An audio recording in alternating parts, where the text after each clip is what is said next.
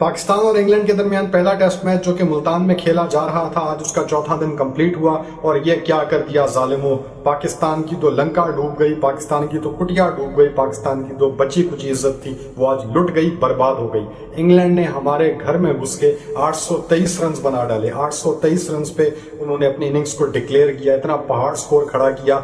दुनिया क्रिकेट की, test cricket की तारीख में चौथा बड़ा स्कोर खड़ा किया। सबसे जो हाईएस्ट स्कोर है वो 952 है, 952, जो 97 में श्रीलंका ने बनाया था भारत के खिलाफ। इसके अलावा जो दो स्कोर्स हैं वो 1930-1925 के जमाने में बने हैं। उसके बाद अब जाके ये 823 चौथा बड़ा स्कोर है टेस्ट क्रिकेट की हिस्ट्री का। हैरी ब्रूक ने शानदार ट्रिपल सेंचुरी बनाई। आप बेशक बोलो जी फ्लैट विकेट थी, आसान विकेट थी, लेकिन जो भी हो, मुल्तान की गर्मी में, मुल्तान की धूल में हैरी ब्रूक की ट्रिपल सेंचुरी बनाना यकीनन एक काबिल तारीफ इनिंग्स है। यहाँ पर यह बात भी काबिल जिक्र है कि हैरी ब्रूक ने रन बॉल खेलते हुए सेंचुरी बनाई। उन्होंने ट्रिपल सेंचुरी बनाई कोई 308 गेंदों पे, जो कि बहुत ही एक शानदार उनकी बारी थी, जिसमें उनके सिर्फ 3 छक्के थे और बाकी सारे उन्होंने चौके लगाए या सिंगल डबल किए। इससे जाहिर होता है कि उन्होंने बहुत ज्यादा डॉट बॉल्स नहीं खेली, बल्कि हर बॉल को एक आध गेंद रोकते थे, फिर चौका मारते थे, सिंगल लेते थे, फिर चौका मारते थे, फिर एक दो बॉल्स ब्लॉक करते थे, फिर जो बॉल मिलती थी उस पर चौका मारते थे। तो चौके मारने का सिलसिला हैरी ब्रूक ने जारी रखा। दूसरी जानिब आप जो रूट के 262 रन की इनिंग्स को भी फरामोश नहीं कर सकते। जो रूट ने बड़ी जबरदस्त तरीके से 262 रन की एक शानदार बारी खेली, मोहतात अंदाज में खेले। हैरी ब्रूक की तरह बहुत ज्यादा तेज नहीं खेले, लेकिन फिर भी 65 के स्ट्राइक रेट को मेंटेन किया और शानदार 262 रन बनाए और 454 रन की पार्टनरशिप कायम की चौथी विकेट के लिए, जो इंग्लैंड की तारीख में सबसे बड़ी पार्टनरशिप है।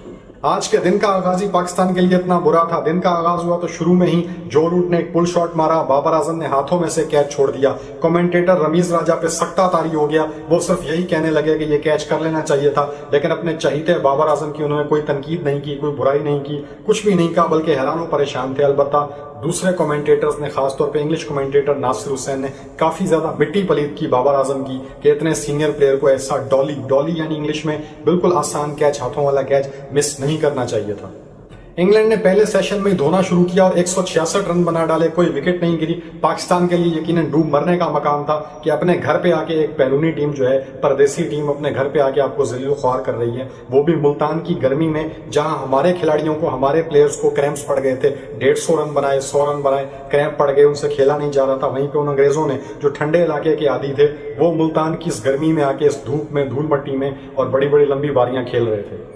होना तो ये चाहिए कि आप अपने घर में डोमिनेट करें, जैसे ऑस्ट्रेलिया करती है, इंग्लैंड करती है, न्यूजीलैंड, साउथ अफ्रीका, इंडिया, हत्ता कि श्रीलंका और बांग्लादेश भी अपने घर में डोमिनेट करती हैं। हर कोई अपने मिजाज के मुताबिक पिच तैयार करता है, फिर उसी तरीके से मुखालिफ टीम का इम्तिहान लेता है। लेकिन पाकिस्तान वो वाहिद टीम है जो अपने घर में ज्यादा चैलेंज हो जाती है, क्योंकि पाकिस्तान की स्ट्रेंथ हमेशा से फास्ट बॉलिंग रही है, लेकिन पाकिस्तान में बिल्कुल बनती हैं डेड विकेटें। अब पाकिस्तान अपनी स्ट्रेंथ के खिलाफ विकेट बनाता है, तो उस वजह से पाकिस्तान को कोई फायदा तो होता नहीं, अलबत्ता नुकसान हो जाता है, क्योंकि पाकिस्तान सेकेंड इनिंग में कोलैप्स करने के लिए मशहूर है। तो पाकिस्तान बेचारी अगर पहली इनिंग में पाकिस्तान की टीम बड़ा स्कोर कर भी ले, दूसरी इनिंग में कोलैप्स कर जाते हैं, तो वहां से मिट्टी पलीद हो जाती है, वहां से मैच उनके हाथ से निकल जाता है। आपने आखिरी टेस्ट मैच भी देखे होंगे जो पाकिस्तान में जीते थे, बांग्लादेश के खिलाफ, साउथ अफ्रीका के खिलाफ, तो उनमें बड़े मार्जिन से ये इनिंग्स की फतह हासिल की थी।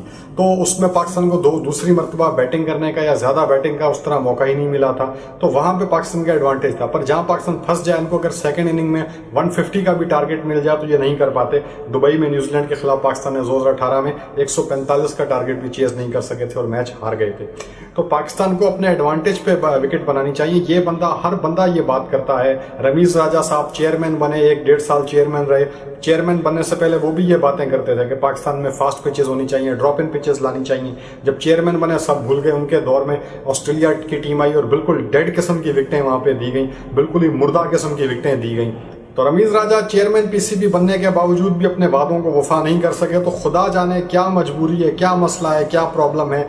तो अब रमीज राजा साहब कमेंट्री करते हैं तो वही बातें करते हैं जी, फास्ट पिचें बननी चाहिए, ड्रॉप इन पिचेस आनी चाहिए। तो जनाब, जब आप खुद 1-1.5 साल तक पीसीबी के चेयरमैन थे, उस वक्त आपकी ये सोच कहाँ थी? आप उस वक्त बनाते हैं ड्रॉप इन पिचेस? आपको किसने मना किया था? लेकिन नहीं बनाई। अब कमेंट्री कर रहे हैं तो वही बातें कर रहे हैं जी, ड्रॉप इन पिचेस लाओ, बाउंसी पिच बनाओ, फास्ट विकेट बनाओ। आपने अपने दौर में अगर बना दी होती या एटलीस्ट काम शुरू कर दिया होता तो अब तक वो तकमील उसको हो चुकी होती, क्योंकि रातों रात तो नहीं बनेगी, 2-3 साल का प्रोसेस लगता है। आप अपने दौर दौरे हुकूमत में जब आपका दौर था, एज ए टेन्योर था आपका एज ए पीसीबी चेयरमैन, आप उस जमाने में कोई इनिशिएटिव ले लेते तो अब तक वो तैयार हो चुकी होती। लेकिन ना रमीज राजा ने इनिशिएटिव लिया, ना किसी और ने ये इनिशिएटिव लिया। डेड विकेटें बनाई जाती हैं, अब दुनिया को पता चल गया, वो आती है और उस डेड विकेटों पे मारधाड़ शुरू कर देते हैं और ताकि थोड़े अरसे में ज्यादा रन्स बना लेते हैं। फिर पाकिस्तानी टीम को 2 मरतबा आउट करने के लिए दूसरी टीम के पास बहुत ज्यादा टाइम होता है। वही कुछ इस मैच में हुआ।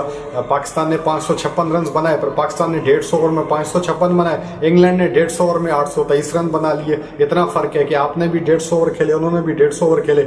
आपका 556, उनका 823, उन्होंने आपसे कम से कम 275 रन ज्यादा बनाए। तो यहां से ही आप रन रेट का हिसाब लगा लें। तो ये हमारे हालात हैं। हम अपने घर पे तेज नहीं खेल सकते, हम अपने घर पे डोमिनेट नहीं कर सकते। बाहर हमारा ना जाने क्या होगा। अब साउथ अफ्रीका का टूर है, 2 टेस्ट मैच खेलने हैं। साउथ अफ्रीका की बाउंसी विकेट्स पे हमारा क्या होगा। हमसे मुल्तान में नहीं खेला जा रहा, हम जोहानिसबर्ग में सेंचुरियन में क्या खेलेंगे। खैर दोस्तों, जैसे तैसे इंग्लैंड की टीम ने इनिंग्स डिक्लेयर कर दी। अब इसी फ्लैट विकेट पे जिसकी सारे कमेंटेटर जो है ना बुराइयां कर रहे थे, यार ये क्या डेड विकेट है, कुछ भी नहीं है, ना बाउंस है, ना स्विंग है, ना सीम है, ना स्पिन है, कुछ भी नहीं है। बॉलर्स के लिए इस विकेट पर तो कोई चीज नहीं है, कोई मदद नहीं है। कैसे पाकिस्तानी बॉलर्स को जिबा किया गया। अब माशाल्लाह पाकिस्तान की टीम बैटिंग करने आती है और क्या ही शानदार आगाज करती है। पहली ही बॉल पे अब्दुल्ला शफीक क्लीन बोल्ड हो जाते हैं, फिर बॉल को देखना शुरू हो जाते हैं, फिर बल्ले को देखना शुरू हो जाते हैं, फिर इधर उधर की जो है ना वो नाटकबाजियां शुरू कर देते हैं कि जनाब मैं पहली बॉल पे कैसे बोल्ड हो गया। वही पिच जिसमें कुछ भी नहीं था, जहां पे हैरी ब्रूक और जो रूट आंखें बंद करके खेल रहे थे, शॉटें मार रहे थे, उसी विकेट पे पहली बॉल अब्दुल्ला शफीक को समझ नहीं आती और वो क्लीन बोल्ड हो जाते हैं। उसके बाद कप्तान शान मसूद थोड़े रंग दिखाने की कोशिश करते हैं, लेकिन वो भी आउट हो जाते हैं। फिर उसके बाद साइम अयूब शहजादा वो भी आउट हो जाता है। बाबर आजम द किंग बाबर आजम, जिन्होंने कप्तानी भी छोड़ दी है, और यही था कि शायद बाबर आजम को ट्रिपल सेंचुरी करेंगे हैरी ब्रूक की तरह, लेकिन स्टार तो सर हैरी ब्रूक है। बाबर आजम वगैरह माजरत के साथ बिल्कुल भी अपना टच खो चुके हैं और इन्होंने ब्रेक नहीं लिया। अब इनके ड्रॉप होने के दिन नजदीक आ चुके हैं। उसके बाद जनाब अली बैटिंग करने आते हैं, साउथ शकील छोटा डॉन। तो छोटा डॉन जो स्पिनर्स को बड़ा अच्छा खेलता है, स्पिनर के खिलाफ ही आउट हो जाता है। मोहम्मद रिजवान पहली इनिंग में भी 0 किया, इस इनिंग में भी जल्दी आउट होकर चलते बने। पाकिस्तान के 82 पर 6 आउट हो जाते हैं। लग रहा था कि पाकिस्तान एक बदतरीन इनिंग्स की शिकस्त आज के चौथे दिन ही ले लेगा। वही टेस्ट मैच जिसका रिजल्ट 5 दिन में निकलता दिखाई नहीं दे रहा था, लेकिन पाकिस्तान ने अपनी सलाहियतों के बलबूते पे चौथे दिन में ही उसका रिजल्ट को पॉसिबल कर दिया था। लेकिन आमिर जमाल और आगा सलमान ने कुछ देर विकेट पे स्टे किया, हालांकि कुछ ड्रॉप कैचेस भी मिले, कुछ चांसेस भी मिले, लेकिन बहरहाल पाकिस्तान ने 152 रन बना लिए। पाकिस्तान के 6 खिलाड़ी आउट हैं। अब 5वें दिन का खेल शुरू होना है। तो दोस्तों ये बात हमारी समझ में नहीं आती है। पाकिस्तान का हर प्लेयर, हर क्रिकेट फैन जो है अपने बाल नोचने पर मजबूर है कि एक विकेट जिसके ऊपर इंग्लैंड 823 करके चला गया है, उसी विकेट पे आप जो है ना 82 पर 6 आउट हो गए। कैसे हो गए अचानक से, उस विकेट में कैसे जान आ गई। तो ये जो है ना कोई नई बात नहीं, ये बहुत पुरानी बात है कि दुनिया की हर पिच जो है, जब पाकिस्तान बॉलिंग कराता है तो वो बैटिंग विकेट बन जाती है, जब पाकिस्तान बैटिंग करता है तो वो बॉलिंग विकेट बन जाती है। तो मसला पाकिस्तान की क्रिकेट टीम में है, चाहे वो बैटिंग है चाहे बॉलिंग है। पिच में मसला नहीं है, किसी चीज में मसला नहीं है। सर इसी विकेट के ऊपर हैरी ब्रूक आंखें बंद करके उसने ट्रिपल सेंचुरी की। आपकी पूरी टीम ट्रिपल सेंचुरी को तरस गई है। आपकी पूरी टीम जो है ना वो 300 शायद ना बना पाए, 200 भी शायद ना बना पाए।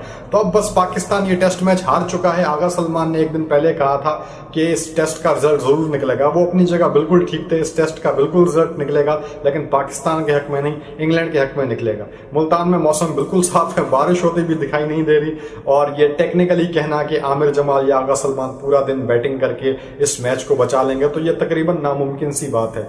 तो पाकिस्तान का हारना तय है। बस देखना यह है कि पाकिस्तान कितनी देर तक मुजाहमत कर पाता है। तो एक और शर्मनाक शिकस्त अपने घर पे पाकिस्तान की मुंतजिर है, और पाकिस्तान का ये बहुत एक शर्मनाक शिकस्त होगी। शान मसूद बतौर कप्तान 5 लगातार टेस्ट मैच हार चुके, 6ठे मैच में शिकस्त भी उनके सामने है, उनको आंखों के सामने दिखाई दे रही है। बस वक्त का इंतजार है, देखना है कि कितनी देर और लगती है पाकिस्तान को शिकस्त हासिल करने में।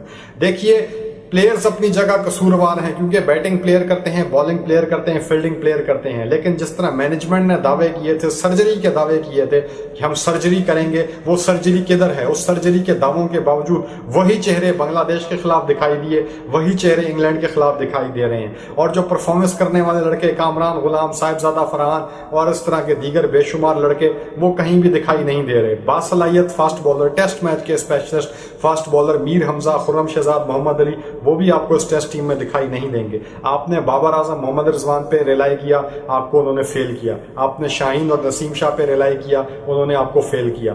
आपको क्यों नहीं कामरान गुलाम पे भरोसा, क्यों नहीं आपको साहिबजादा फरहान पे भरोसा, क्यों नहीं आपको मीर हमजा पे भरोसा, क्यों नहीं आपको खुर्रम शहजाद पे भरोसा।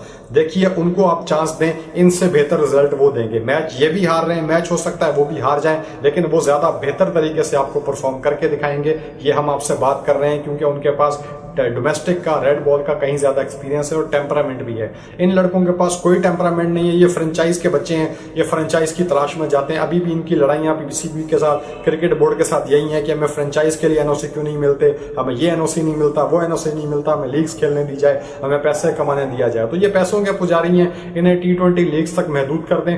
पाकिस्तान के लिए नई टीम बनाएं। सर्जरी का आपने वादा किया था तो बराए मेहरबानी अब थूक कर मत चाटिएगा, सर्जरी करें। और जितने भी ये परफॉर्मेंस करने वाले हमारे नाम नेहाद सुपरस्टार हैं, जिन्होंने कुछ भी नहीं उखाड़ लिया पिछले 5-6 साल में, उनको फौरी तौर पर फारिग किया जाए, नई टीम तैयार की जाए, ताकि अगर एक नई टीम होगी फिर वो हार भी जाए तो दुख नहीं होगा। लेकिन जब हम अपने स्टार प्लेयर्स को, नाम नेहाद और फेक किस्म के स्टार प्लेयर्स को इस तरह स्ट्रगल करता हारता देखते हैं तो हमें बड़ा दुख होता है। नई टीम तैयार करें, नए कोचेस हैं, नई टीम आपको चाहिए था कि आप इनके हवाले करते। खैर अभी भी कुछ नहीं बिगड़ा, आपने बहुत अच्छा किया, एक टेस्ट मैच का स्क्वाड अनाउंस किया, दूसरे बाकी ये दोनों टेस्ट मैचेस के लिए इस स्क्वाड को बिल्कुल बरतरफ कर दिया जाए। नया स्क्वाड, नई टीम मैदान में उतारें, वो बेशक जीते हारे लेकिन नए लड़के हों, उन्हें ग्रूम किया जाए मजीद 2 साल 3 साल के लिए आप कोचेस को लेकर आए हैं, 3 साल वो नई टीम कोचेस के हवाले करें, ताकि कोचेस भी कहें कि हाँ ये टीम हमने स्क्रैच से तैयार की है, जीरो से तैयार की है। फिर किसी को दुख नहीं होगा, हर बंदा बल्कि उनकी सपोर्ट करेगा, उनकी हौसला अफजाई करेगा। लेकिन ये जो सो कॉल्ड सुपरस्टार हैं, 7-8 लड़के जो टीम में मुसलसल खेल रहे हैं पिछले 4-5 साल से, जिन्होंने कुछ भी नहीं जीता, इनसे कम से कम पाकिस्तानी टीम को, क्रिकेट फैंस को निजात मिलेगी। दोस्तों आज के दिन जो अच्छी बात थी कि जो रूट ने और हैरी ब्रूक ने कमाल बैटिंग की, शानदार स्ट्रोक्स खेले, बहुत ज्यादा ऊंची शॉट्स नहीं खेली बल्कि चौकों पे रिलाई किया और सिंगल डबल भी करते रहे, डॉट बॉल्स बहुत कम खेली, बिल्कुल वनडे के माइंडसेट के साथ खेल रहे थे। लेकिन अफसोस की बात यह थी कि ग्राउंड में कोई बहुत ज्यादा लोग उनको देखने के लिए मौजूद नहीं थे। उनका शानदार स्ट्रोक प्ले था, बेहतरीन बल्लेबाजी थी, पर मैदान में उनकी दादो तहसीन करने के लिए ज्यादा लोग मौजूद नहीं थे। इंग्लैंड के कुछ फैंस जो कि 12वीं आर्मी के नाम से जाने जाते हैं, वो जरूर ग्राउंड में मौजूद थे और बहुत अच्छा लगा देखकर कि इंग्लैंड के कुछ फैंस हैं, इतनी दूर ट्रेवल करके आए हुए हैं, मुल्तान में ठहरे हैं, मुल्तान की इतनी गर्मी में बैठे थे, एंजॉय कर रहे थे, अपनी टीम को खेलता हुआ देख रहे थे और बाजे बजा के और मुख्तलिफ तरीकों से गेम को एंजॉय कर रहे थे, टीम को सपोर्ट कर रहे थे। तो उन्होंने बहुत इंजॉय किया। पाकिस्तान के भी जो थोड़े बहुत लोग ग्राउंड में मौजूद थे, उन्होंने भी खूब दादो तहसीन पेश की। हैरी ब्रूक को खास तौर पे जिन्होंने ट्रिपल सेंचुरी की, इसके अलावा जो रूट के खेल से भी तमाशाई काफी मुतासिर दिखाई दिए। अब बेचारे पाकिस्तानी फैंस उम्मीद तो यही कर रहे थे कि हमारे बाबर आजम, साइम अयूब, हमारे अब्दुल्ला शफीक, हमारे सऊद शकील, छोटा डॉन, हमारे खिलाड़ी जो हैं मोहम्मद रिजवान, ये लोग आएंगे, इनमें से कोई डबल सेंचुरी करेगा, बाबर ट्रिपल सेंचुरी करेगा, साइम डबल सेंचुरी करेगा, अब्दुल्ला ट्रिपल सेंचुरी करेगा, लेकिन वो कुछ भी ना कर सके, उनकी बेचारों की बस की है ही नहीं। तो वो फैंस जो थे पाकिस्तानी वो मायूस दिखाई दिए और बस पाकिस्तान अपने घर पे एक और टेस्ट मैच हारने की बिल्कुल जो है ना करीब पहुंच चुका है। अभी भी पाकिस्तान को तकरीबन 115 रन की जो है ना मजीद लीड पाकिस्तान के ऊपर बाकी है। उसके बाद फिर पाकिस्तान जो है ना वो टारगेट सेट करने की तरफ जाएगा, लेकिन सिर्फ 4 विकेटें बाकी हैं तो बहुत मुश्किल है। It's just matter of time है, देखना है कि कितनी देर में पाकिस्तान हारता है। ये बहुत ही एक अनहोनी होगी अगर पाकिस्तान टेस्ट मैच बचा गया। उसके लिए 90 ओवर खेलने पड़ेंगे। क्या पाकिस्तान की आखिरी 4 विकेटें जो है ये 90 ओवर खेल पाएंगी? ये एक नामुमकिन सा सवाल है। तो दोस्तों एक और टेस्ट मैच में पाकिस्तान की मिट्टी पलीद हो गई और पाकिस्तान जो कि बहुत ही मशहूर है बल्कि बदनाम है सेकंड इनिंग्स में जो उनका कोलैप्स होता है, उस हवाले से वो हो गया इतनी फ्लैट विकेट पे जहां पे हैरी ब्रूक ने, जो रूट ने आंखें बंद करके डबल सेंचुरी, ट्रिपल सेंचुरी कर ली, उसी विकेट पे पाकिस्तान 82 पे 6 विकेटें गवा बैठा। पिच में वाकईतन कुछ नहीं था। पाकिस्तानी बैट्समैन लेकिन उनके जहनों में कुछ है, उनके दिमागों में कुछ है, वो बेचारे घबराए हुए हैं, उनको कोई पता नहीं कि क्या हो रहा है, उनको कुछ समझ नहीं आता। सेकंड इनिंग आती है वो कोलैप्स कर जाते हैं। मैं दावे से कह सकता हूं कि पाकिस्तान की इस मौजूदा पाकिस्तानी टीम को अगर सेकंड इनिंग में कोई 120 का टारगेट भी चेस करना पड़ जाए, इनके हाथ पैर फूल जाएंगे।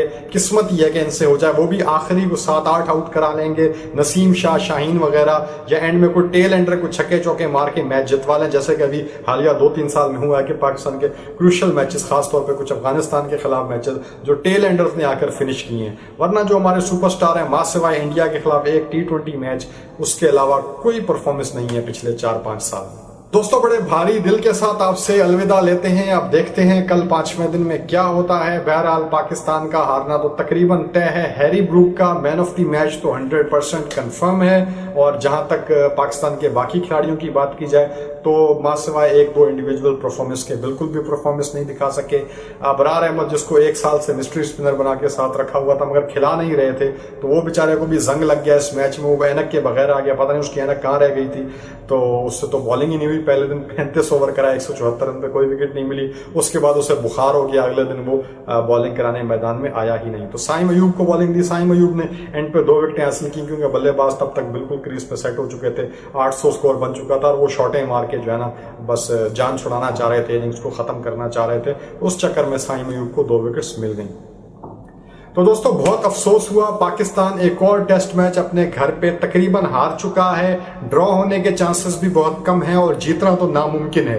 तो अब क्या कहा जाए पाकिस्तान को। बहरहाल मैनेजमेंट ने जो सर्जरी की बात की थी और बाद में मैनेजमेंट खुद ही उससे मुकर गई। पता नहीं मैनेजमेंट को ब्लैकमेल हो रही थी, क्या हो रही थी।